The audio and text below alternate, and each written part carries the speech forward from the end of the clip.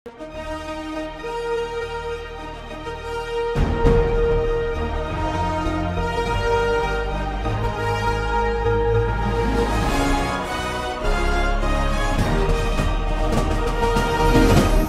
பார்த்து கொண்டிருப்பது உங்கள் ஜாஷ்வா டிவி, சகல ஜனங்களுக்கும் நற்செய்தி.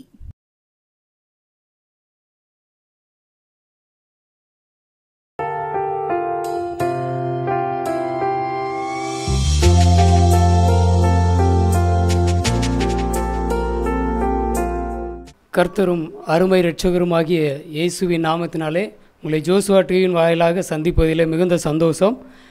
மீண்டும் இந்த விடுமுறை நாட்களிலே இந்த வருடமும் உங்களோடு கூட பேசும்படியாக, ஆண்டவருடைய வார்த்தையை பகிர்ந்து கொள்ளும்படியாக ஆண்டவர் கொடுத்த நல்ல கிருபைக்காக ஆண்டவரை நான் ஸ்தோத்திரிக்கிறேன். செய்திக்கு ஆரம்பமாக ஒரு சின்ன பாடலை பாடி ஆண்டவருடைய நாமத்தை உயர்த்தி ஜெபத்தோடு நாம் கடந்து செல்வோம். பாத்திர நீரே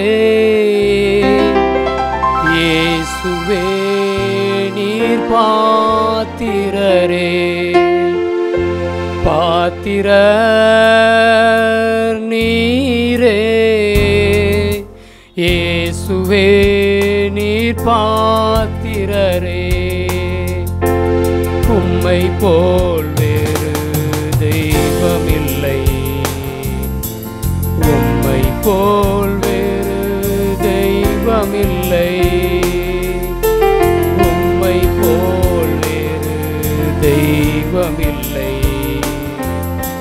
உம்மை போல் வேறு தெய்வமில்லை. பாத்திர நீரே இயேசுவே நீர் பாத்திரரே, பாத்திர நீரே இயேசுவே நீர் பாத்திரரே. கிருபையும் இரக்கமும் உள்ள நல்ல தகப்பனே, இந்த நல்ல சாயங்கால வேலைக்காக உமக்கு நன்றி செலுத்துக்கிறோம் அப்பா. இந்த வேலையில் உம்மை நோக்கி பார்க்கும்படி, உம்முடைய வார்த்தைகளை தியானிக்கும்படி அப்பா நீர் சித்தம் கொண்டு எங்களை இந்த இடத்துல கொண்டு வந்து வைத்திருக்கிறீரே அப்பா, உம்மை ஸ்தோத்திரிக்கிறோம். இந்த வேலையில் இந்த துவக்கம் முதல் இறுதி வரை இந்த வேலை முழுவதும் நீர் எங்களோடு கூட ஆளுகை செய்யும். பேசுகிற என்னோடும் கேட்கிற ஒவ்வொருவரோடு கூட நீர் இடைப்படுவீரா. உம்முடைய வல்லமை இந்த இடத்துல இந்த நேரத்தில் இடைப்பட வேண்டும், வெளிப்பட வேண்டும் என்று நாங்கள் ஜெபிக்கிறோம். கேட்கிற ஒவ்வொருவருக்கும் நன்மை உண்டாகும்படி நீர் செய்வீராக. இயேசு கிறிஸ்துவின் மூலம் ஜெபிக்கிறோம் நல்ல பிதாவே, ஆமென். இந்த நாளில் நம்ம எல்லாருக்கும் தெரிந்த ஒரு பகுதியை குறித்து தான் நம்ம தியானிக்க போகிறோம். யோசுவா 24வது அதிகாரம் 15வது வசனம். நானும் என் வீட்டாருமோ வென்றால் கர்த்தரையே சேவிப்பேன், கர்த்தரையே சேவிப்போம் என்றான். அந்த வசனத்தை முழுவதுமாக நம்ம வாசித்து பார்த்தோன்னா அதில் நம்முடைய கர்த்தரை சேவிக்கிறது உங்களுடைய பார்வைக்கு ஆகாததாக கண்டால் பின்ன யாரை சேவிப்பீர்கள் என்று இன்று தெரிந்து கொள்ளுங்கள் அப்படின்னு சொல்லிட்டு கடைசியாக நானும் என் வீட்டாருமோ வென்றால் கர்த்தரையை சேவிப்போம் என்றான் அப்படின்னு எழுதியிருக்குது. இந்த வசனம் யோசுவா தன்னுடைய குடும்பத்தை குறித்தும் தான் ஆண்டவரை நோக்கி பார்க்கறது குறித்தும் ஆண்டவரை சேவிக்கிறத குறித்தும் அவர் சொல்லியிருக்கிறாரு. அந்த வசனத்தை சொல்லுகிறதுக்கு முன்பாக இந்த அதிகாரத்தில் 1வது வசனத்திலேருந்து 14வது வசனம் வரைக்கும் என்ன சொல்லியிருக்கு அப்படிங்கிறத வேகமாக நான் உங்களிடத்துல சொல்லிடுறேன். அதுக்கப்புறம் யோசுவா என்ன பண்ணினார், அந்த இஸ்ரவேல் ஜனங்கள் மத்தியில் யோசுவாவுடைய காரியங்கள், ஆண்டவர் அவரை கொண்டு செய்த காரியங்கள் என்ன, அதிலிருந்து நாம் என்ன கற்றுக்கொள்ள போகிறோம் அப்படிங்கிறத நம்ம வரிசையாக வேகமாக தியானிக்க போகிறோம். கர்த்தர் நம்மோடு கூட இருந்து நம்ம எல்லாவற்றையும் கற்றுக்கொள்ள ஆண்டவர் கிருபை செய்வாராக. யோசுவா 24:1 14 வரைக்கும் பார்த்தீங்கன்னா எல்லாரும் வேத வசனத்தில் நீங்கள் வாசித்து பார்த்து கொள்ளுங்கள். ஆண்டவர் சொல்லுகிறார், இஸ்ரவேல் ஜனத்திட்ட ஆண்டவர் வழிநடத்தின பாதைகளை குறித்து யோசுவா மூலமாக நினைப்பூட்டுகிற காரியங்களை இந்த இடத்துல நம்ம பார்க்குறோம். இஸ்ரவேல் ஜனங்களை ஆபிரகாமின் சந்ததி முன்னாடி இருந்து எப்படி ஆண்டவர் கொண்டு வந்தார் அப்படிங்கிறத 14 வசனத்தில் யோசுவா அழகாக நினைப்பூட்டுகிறத நம்ம பார்க்குறோம்.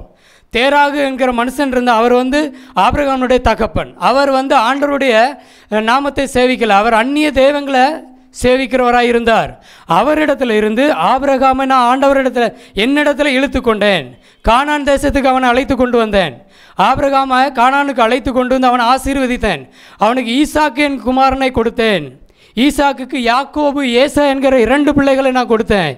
ஏசா என்பவன் அவன் சேயீர் மலை தேசத்தில் வசிக்கிறவனாக இருந்தான். யாக்கோபு அவர் தன்னுடைய குமாரன் யோசேப்புடைய காலத்தில் எகிப்துக்கு கொண்டு போகப்பட்டு அங்கு அடிமைகளாக இருந்து அதன் பின்பதாக ஆண்டவர் மோசேயையும் ஆரோனையும் அனுப்பி எகிப்தியரை வாதித்து அவர்கள் அந்த இடத்திலிருந்து கொண்டு வந்தார். அவர் இஸ்ரவேல் ஜனங்களை கொண்டு வரும்போது இஸ்ரவேல் ஜனங்களை பின்தொடர்ந்து அந்த பார்வோனுடைய சேனை வருகிறது, அவனுடைய ரதங்களும் குதிரைகளும் வருகிறது. சிவந்த சமுத்திரம் மட்டும் வந்தபோது சிவந்த சமுத்திரத்தை 2ஆக பிளந்து தன்னுடைய ஜனங்களை அந்த சிவந்த சமுத்திரத்தின் ஊடாக நடத்தி கொண்டு வருகிறார் ஆண்டவர். அந்த ஊடாக நடத்தி கொண்டு வருகிற வேளையில் பின்தொடர்ந்து அந்த ரதங்களும் குதிரைகளும் தண்ணீரில் அமிழ்த்தப்பட்டு எல்லாம் முறியடிக்கப்பட்டது. அந்த சேனை முழுவதும் ஆண்டோடைய வல்லமையினால் ஆண்டவர் தண்ணீருக்குள்ளாக மூடி போட்டார் என்று ஆண்டவர் சொல்லுகிறது அந்த இடத்துல பார்க்குறோம். அதே வேளையில் ஆண்டவர் செய்த எல்லா காரியங்களையும் இந்த இஸ்ரவேல் ஜனங்களுடைய ஒவ்வொருவருடைய கண்களும் கண்டது. பின்பதாக எமோரியர்கள் அவர்களுக்கு விரோதமாக எழும்பினதையும் அவர்கள் எழும்பி அவர்களுக்கு விரோதமாக போரிடும்போது ஆண்டவர் எமோரியர் மத்தியிலும் அவர்களுடைய எமோரியரை இஸ்ரவேல் ஜனங்களுடைய கரத்தில் ஒப்பு கொடுத்தார். பின்பதாக பாலாக் என்னும் ராஜா எழும்பி அவன் என்ன செய்கிறான் என்று பார்த்தா இந்த இடத்துல பிலேயாம் என்கிற ஒரு தீர்க்கதரிசியை அழைத்து இஸ்ரவேல் ஜனங்களை சபி என்று அழைத்து கொண்டு வந்தபோது அவனுக்கு செவி கொடுக்கிற மனம் இல்லாமல் ஆண்டவர் என்ன செய்கிறார்?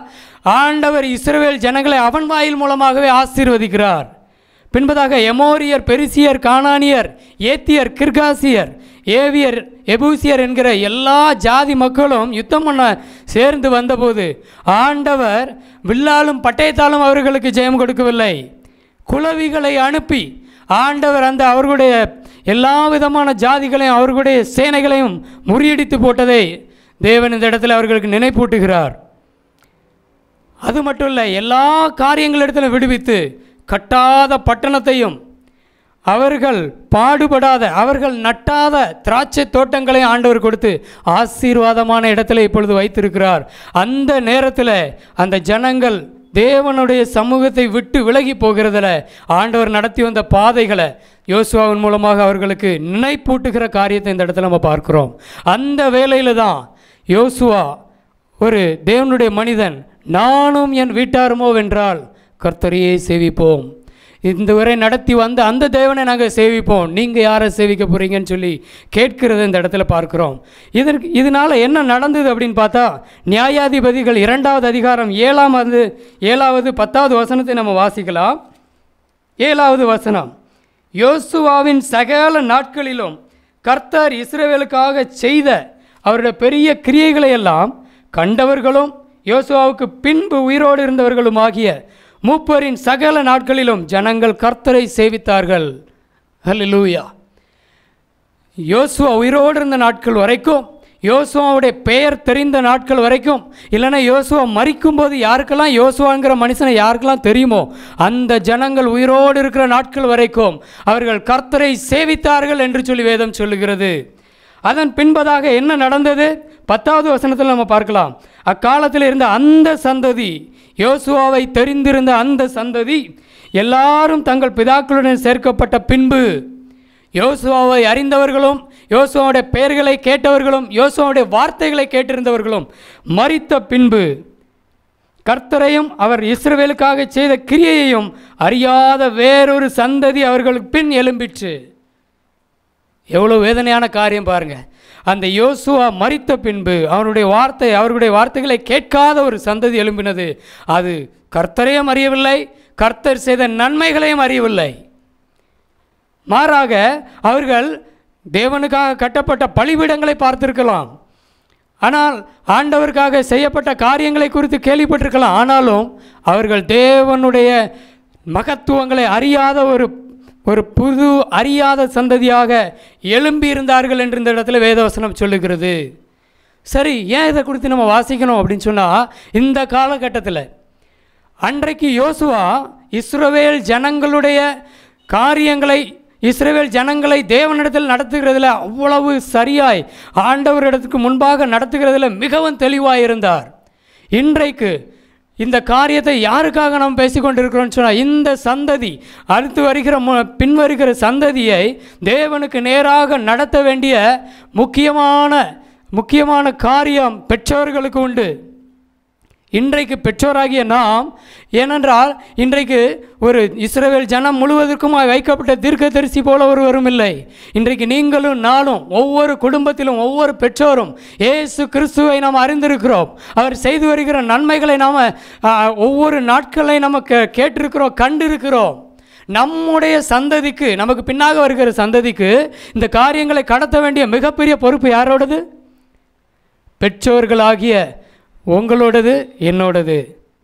நாம் எல்லாரும் ஆண்டவரை அறிந்திருக்கிறோம். பிறந்த நாள் முதலாக, பிறக்கும்போது நம்முடைய கருவில் ஆண்டவர் எப்படி பாதுகாத்தார், நம்முடைய பிறக்கும்போது எப்படி பாதுகாத்தார், நம்மளை படிக்கும்போது எப்படி பாதுகாத்தார், நம்முடைய இத்தனை வருஷங்களை எப்படி நடத்தினார், நமக்கு எப்படி வேலை கொடுத்தார், நமக்கு எப்படி ஆண்டவர் கூடவே இருந்து தகப்பனாக இருந்தார், எல்லாம் நமக்கு தெரியும். ஆண்டவர் நம்ம நடத்தின எல்லா காரியங்களும் நமக்கு தெரியும். ஆனால் நம்ம குடும்பங்களில், வீடுகளில், பிள்ளைகள் முன்பாக எதை குறித்து அதிகமாக பேசி கொண்டு இருக்கிறோம்? நம்முடைய காரியங்களில் ஆண்டவர் செய்த நன்மைகளை பேசுகிறோமோ? இல்லை என்று சொன்னால் அநேக ஆசீர்வாதங்களை குறித்தும் உலகத்தின் காரியங்களை குறித்தும் மாத்திரம் பேசி கொண்டிருக்கிறோமா? யோசுவா உயிரோடு இருந்த நாட்களெல்லாம் ஆண்டவர் செய்த நன்மைகளையும், அவர் அந்த இஸ்ரவேல் ஜனங்களுக்கு கூட இருந்து வழிநடத்தின எல்லா காரியங்களையும் கருத்தாய் கற்றுக் கொடுத்து வந்தார். இன்றைக்கு நாம் நம்முடைய பின்வரும் சந்ததியாருக்கு பொறுப்புள்ள பெற்றோராய் நாம் இருக்காவிட்டால், அந்த இடத்துல 10வது வசனத்தில் சொல்லப்பட்டது போல இயேசுவையும் இயேசு கிறிஸ்துடைய மகத்துவங்களை அறியாத ஒரு சந்ததி எழும்புகிறதற்கு நாட்கள் வெகு தூரம் அல்ல.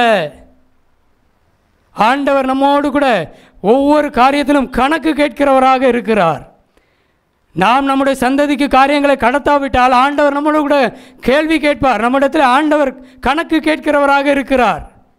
நாம் ஆண்டவருடைய சமூகத்தில் எதை பிள்ளைகளுக்கு கற்றுக் கொடுத்து கொண்டிருக்கிறோம்? ஜபத்தோடு ஆண்டவரிடத்தில் காத்து கொண்டு இருந்தபோது வேதனையோடு ஆண்டவர் இந்த காரியத்தை வெளிப்படுத்தின நிமித்தமாக நான் பேசுகிறேன்.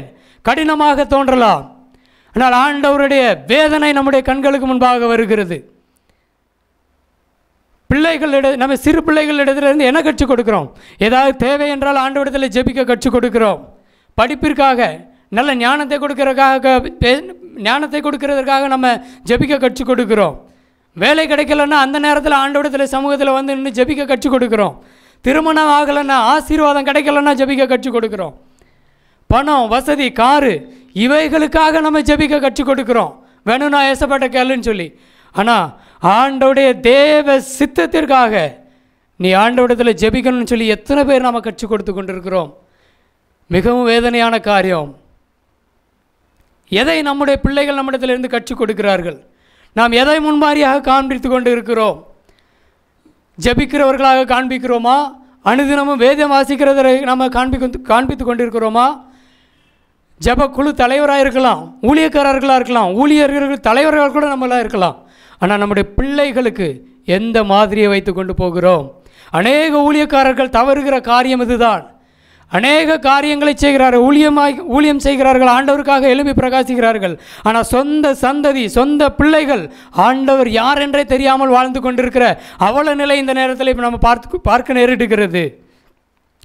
மறுபடியும் நம்ம என்ன கற்றுக் கொடுக்குறோம் பிள்ளைகளிடத்தில்? பிள்ளைகளுடைய காரியம் என்று வரும்போது மற்ற காரியங்களில் நம்ம ஆண்டவரை அதிகமாக நம்ம வெளிப்படுத்துகிறோம், ஆண்டவருடைய காரியத்தில் வல்லமாய் பேசுகிறது போல காட்டுகிறோம். ஆனால் நம்முடைய குடும்பத்தில் நம்முடைய பிள்ளைகளுக்கு என்று வரும்போது மறுபடியும் கலங்குகிறதை தான் நம்ம காண்பித்து கொண்டிருக்கிறோம். ஒரு படிப்பில் பிள்ளை கம்மியாயிருச்சுன்னா உடனே நம்முடைய காரியம், நம்மிடத்தில் இருக்கிற ஒரு படப்படப்பு வந்துடுது, விசுவாசம் இல்லை. திருமண காரியம் லேட் ஆகும்போது நமக்குள்ளே ஒரு படப்படப்பு வருது. இதைத்தான் நம்மிடத்திலிருந்து பிள்ளைகளும் கற்றுக்கொள்ள முடிகிறது. யார் ஒரு பிரச்சனை வரும்போது ஆண்டவரை நோக்கி நாம் பார்க்கிறோமோ அப்பொழுது தான் நம்முடைய பிள்ளைகளும் இந்த சூழ்நிலையின் போது நம்முடைய தகப்பன் என்ன செய்தார் என்பதை அவங்க பார்த்து எல்லாவற்றையும் நம்மிடத்தில் கற்றுக்கொள்கிறவர்களாக இருக்கிறார்கள்.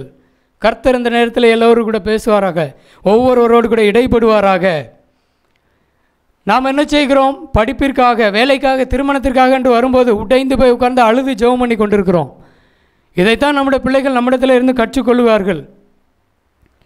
எதற்காக நாம் ஆண்டவரிடத்தில் வர வேண்டும் என்கிறதையே அநேக நேரமல்ல நாம் காண்பிக்கிறதற்கு மறந்து விடுகிறோம். பிரியமானவர்களே, ஆண்டவர் ஒருவர் நம்மிடத்தில் எதிர்பார்க்கிற ஒரு காரியம் உண்டு. நாம் நம்முடைய தேவைகளை குறித்து மாத்திரம் ஆண்டவரிடத்தில் கேட்கிறதற்கு பழகுகிறோம், பழக்குவிக்கிறோம். ஆனால் ஆண்டவர் ஒருவர் உண்டு, அவர் நம்மிடத்தில் எதிர்பார்க்கிற காரியம் உண்டு, அவருக்கு ஒரு ஏக்கம் உண்டு என்பதை நாமும் புரிந்து கொள்கிறதில்லை. நம்முடைய சந்ததிக்கும் கடத்த மறந்து விட்டு கொண்டிருக்கிறோம். ஆண்டவர் உங்களையும் என்னையும் பார்த்து கண்ணீரோடு கேட்கிற ஒரு ஆண்டவராக இருக்கிறார். அழிந்து போகிற ஆத்துமாக்களை குறித்தும் ஆண்டவருக்காக எழும்பி நிற்கக்கூடிய காரியங்களுக்காக ஏக்கத்தோடு பார்த்து கொண்டிருக்கிற ஒரு சூழ்நிலை நம்முடைய கண்களுக்கு வருவதே இல்லை. ஆண்டவர் நம்மை பார்த்து அங்கலாய்க்கிற காரியங்களை குறித்து நமக்கு கவலை இல்லை. ஆண்டவர் நம்மிடத்தில் என்ன எதிர்பார்க்கிறார் என்று கவலை இல்லை. அதை குறித்தெல்லாம் கொஞ்சம் கூட நமக்கு தேவையும் இல்லை. என்னுடைய குடும்பம் நல்லா இருக்கணும், என் பிள்ளைகள் நல்லா இருக்கணும், ஆசீர்வதிக்கப்படணும், நல்ல வேலை கிடைக்கணும். முதல்ல எப்படி நம்முடைய வேலை, நம்முடைய காரியம், நம்முடைய காசு பணம்னு ஜெபித்தோமோ, இப்போ நம்முடைய பிள்ளைகளுடைய காரியம், பிள்ளைகளுடைய திருமணம், பிள்ளைகளுடைய காசு பணம், இவைகளை தவிர வேறு எந்த காரியத்தை நாம் சிந்திக்கிறதே இல்லை. ஆண்டவர் சொல்லுவார், உன்னை போல ஒரு சுயநலவாதி யாரும் இல்லை என்று சொல்லுவார். நான் உங்களுக்கு சொல்லுகிற இந்த வேளையில் உங்களுடைய எதிர்காலமோ உங்களுடைய பிள்ளைகளுடைய எதிர்காலமோ உங்களுடைய கரத்தில் இல்லை. சர்வ வல்லமையுள்ள தேவனாகிய கர்த்தரிடத்திலே எல்லா அதிகாரங்களுக்கும் மேலான அதிகாரத்தை உடையவர், எல்லா நாமத்தையும் விட மேலான நாமத்தை உடைய, ஒவ்வொரு வினாடிக்கும் உள்ள காரியங்களை கரத்தில் வரைந்து வைத்திருக்கிற என் தேவனாகிய கர்த்தருக்கு மாத்திரம்தான் தெரியும் உங்களுடைய எதிர்காலம் என்ன, உங்களுடைய பிள்ளைகளுடைய எதிர்காலம் என்ன என்று சொல்லி. நாம் நினைக்கலாம், என் பிள்ளைக்காக நான் அதை சேர்த்து வச்சுருக்கேன், இதை சேர்த்து வச்சுருக்கேன்னு சொல்லி புத்திசாலித்தனமாக நினைத்து கொண்டிருக்கலாம்.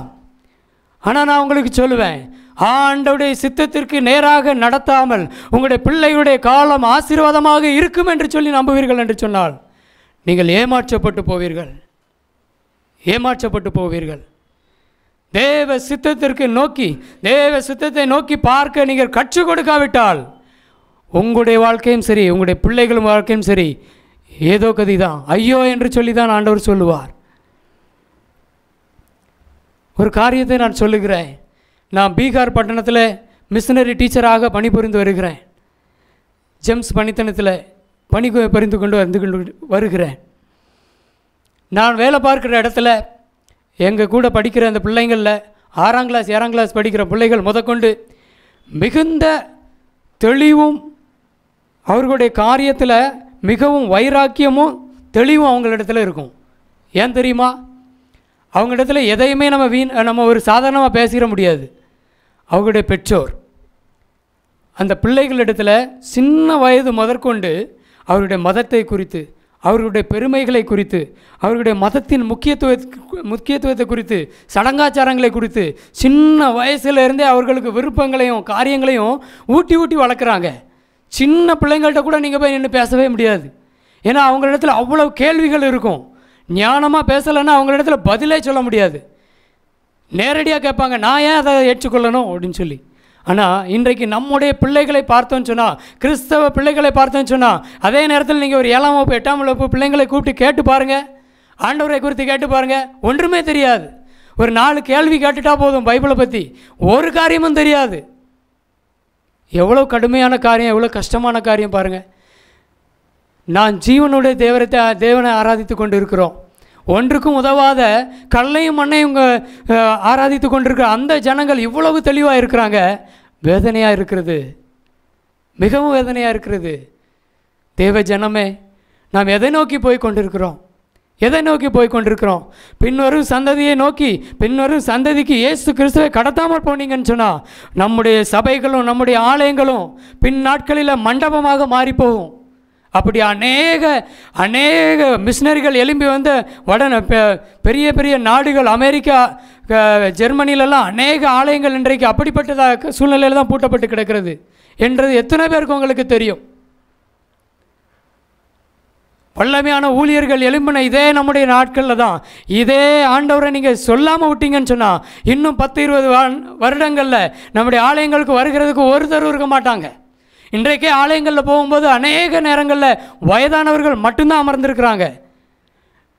பெற்றோர்கள் நினைக்க என்ன தெரியுமா, படித்ததுக்கு அப்புறம் நான் ஆண்டவருக்கு முன்பாக அவனை கொண்டு போய் விடுவேன், வேலை கிடைக்கட்டும், அதுக்கப்புறம் ஆண்டவரை பார்த்துக்கலாம்.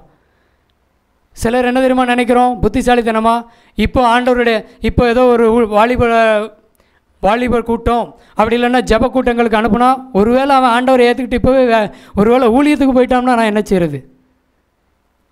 அவனை நான் கஷ்டப்பட்டு படிக்க வச்சேன், அவன் உயரணும், ஊழியத்துக்கு பிறகு பார்த்துக்கலாம், ஆண்டவருக்கு பிறகு பார்த்துக்கலாம்.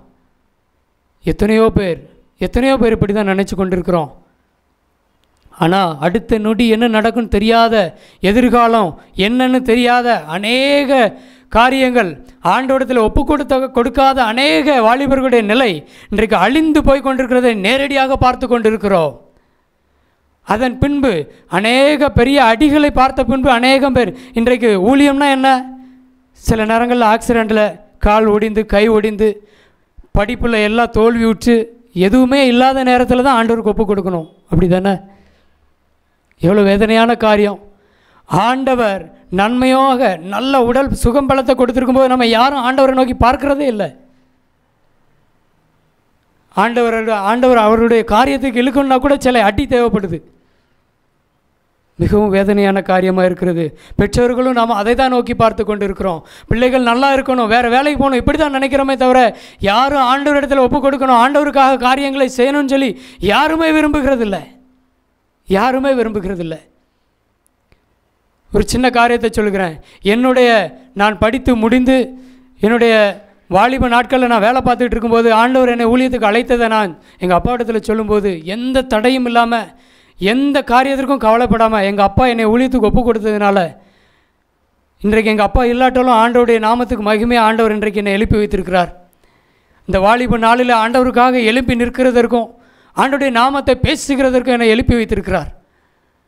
நான் சொல்லுவேன், நான் ஊழியத்திற்கு வந்தேன்னு சொன்னால் தைரியமாக சொல்லுவேன், என்னுடைய தகப்பனும் என்னுடைய தாயும் முதல் காரணம். இன்றைக்கு எத்தனை பேர் உங்களுடைய பிள்ளைகளை ஊழியத்துக்கு ஒப்பு கொடுக்க ரெடியாக இருக்கீங்க? எல்லாரும் டாக்டர் ஆகணும், எல்லாரும் MBBS ஆகணும்னு நம்ம கேட்குறோம். ஆனால் ஆண்டவருடைய வேலைக்கு ஒருவருக்கு கூட மனம் இல்லை. ஊழியம் செய்கிறோம், ஊழியத்தில் இருக்கிறோம், அநேக ஊழியக்காரர்களை எழுப்புகிற உயர் பதவியில் இருக்கிறோம், லீடர்ஸாக இருக்கிறோம். ஆனால் தன்னுடைய பிள்ளைன்னு வரும்போது மட்டும் ஊழியத்திற்கு அனுப்புறதுக்கு நம்ம யாருமே விரும்புகிறதே இல்லை. ஆண்டவர் எல்லாரையும் நோக்கி பார்க்கிறார். நம்முடைய இருதயத்தின் ஆழங்களையும் நம்முடைய விசாரணைகளை எல்லாவற்றையும் நோக்கி பார்த்து தான் கொண்டிருக்கிறார். எப்படிப்பட்ட பெற்றோரை நீங்களும் நானும் இருக்க போகிறோம்? உங்களுடைய பிள்ளைகளை நீங்கள் யாரிடத்துல கொடுக்க போகிறீங்க? ஆண்டோடைய சித்தத்தை நோக்கி பார்க்கிறதற்கு கற்றுக் கொடுக்க போகிறீங்களா? இல்லைன்னா ஒன்றும் அறியாத, தேவனை அறியாத ஒரு ஒன்றுமில்லாத சந்ததியை உருவாக்க போகிறீங்களா? ஆண்டவர் பிள்ளைகளை கொடுக்கும்போது ஒரு ஆண்டோடைய தேவ பயமுடைய ஒரு பரிசுத்த சந்ததியை உருவாக்கு என்று சொல்லி உங்களிடத்திலையும் என்னிடத்திலையும் ஒரு பெரிய காரியத்தை கொடுத்தாரே. எப்படிப்பட்டவர்களாக நாம் இருந்து கொண்டிருக்கிறோம்? ஆண்டவர் நம்ம நோக்கி ஏக்கத்தோடு கேட்டுக்கொண்டு இருக்கிறார். எல்லாவற்றையும் நோக்கி பார்க்கிறவராய் நீங்கள் இருக்கிறீங்க. ஆண்டவர் நம்மளை நோக்கி பார்க்கிறார். அண்ணாலை நம்ம நோக்கி பார்க்குறோம். அண்ணால் இன்றைக்கி நம்ம நிறையா பேர் நினைக்கிறோம், முன்னாடிலாம் நிறையா பிள்ளைங்க இருந்தாங்க, ஆண்டவருக்கு ஒப்பு கொடுத்தாங்க, எனக்கு இருக்கிறதே ஒரே ஒரு ஆம்பளை பையன், எனக்கு இருக்கிறதே ஒரே ஒரு பொம்பளை பிள்ளை, நான் எப்படி ஊழியத்துக்கு ஒப்பு கொடுக்க முடியும்? அநேகருடைய கேள்வி இது.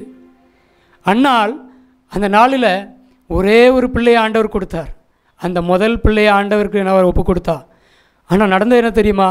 ஆண்டவர் அந்த மகனை கொண்டு இஸ்ரவேல் தேசம் முழுவதும் எல்லாரையும் நடத்தக்கூடிய பெரிய தீர்க்கதரிசியாக ஆண்டவர் எழுப்பினார். பிரியமானவர்களே, இன்றைக்கு நீங்களும் நானும் நம்முடைய பிள்ளைகளை எந்த விதமான பிரதிபலனும் பாராமல் ஆண்டவரிடத்தில் ஒப்பு கொடுத்தோன்னு சொன்னால் நம்முடைய சந்ததியும் ஆண்டவருக்கு பிரியமான எல்லாவற்றையும் மேன்மையாய் ஆண்டவர் உயர்த்தி வைக்கிற ஒரு ராஜரீகமான ஆசாரிய கூட்டமாக எழுப்புகிற சந்ததியாக, பின் வருகிற எழுப்புதலில் பங்கு பெறுகிற சந்ததியாக நம்ம உருவாக்க முடியும்.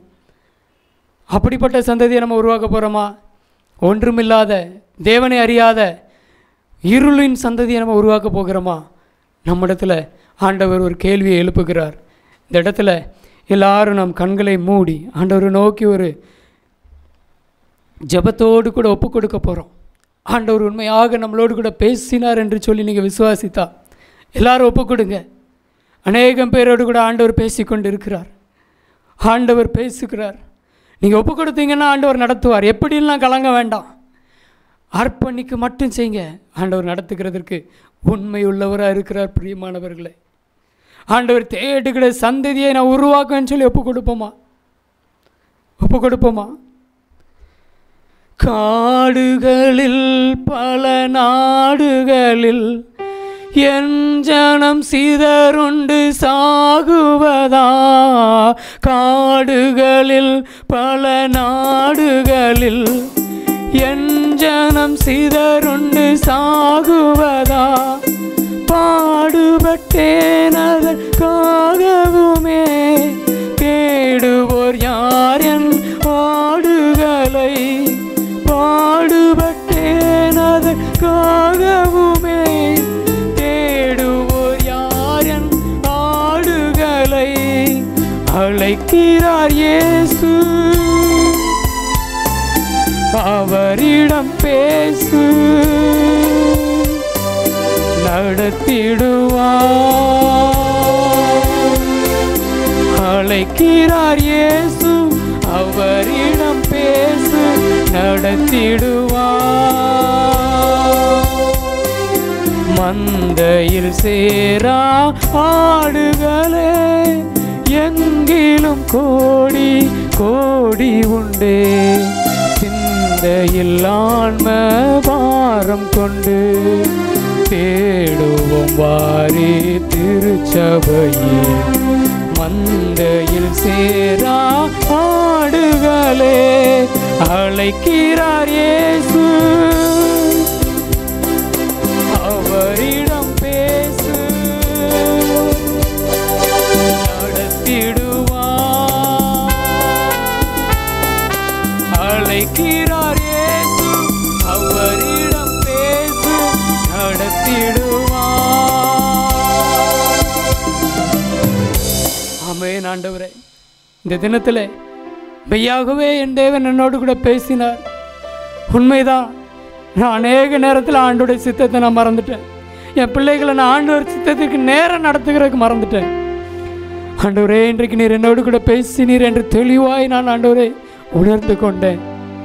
எனக்கு உதவி செய்யுங்க ஆண்டவரே, என்னை நேர் வழியில் நடத்துங்க ஆண்டவரே.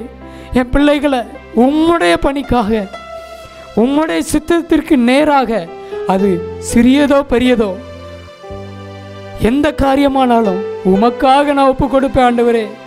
என் பிள்ளைகள் உமக்காக பணி செய்வார்கள், உம்முடைய நாம மகிமைக்காக வேலை செய்வார்கள்.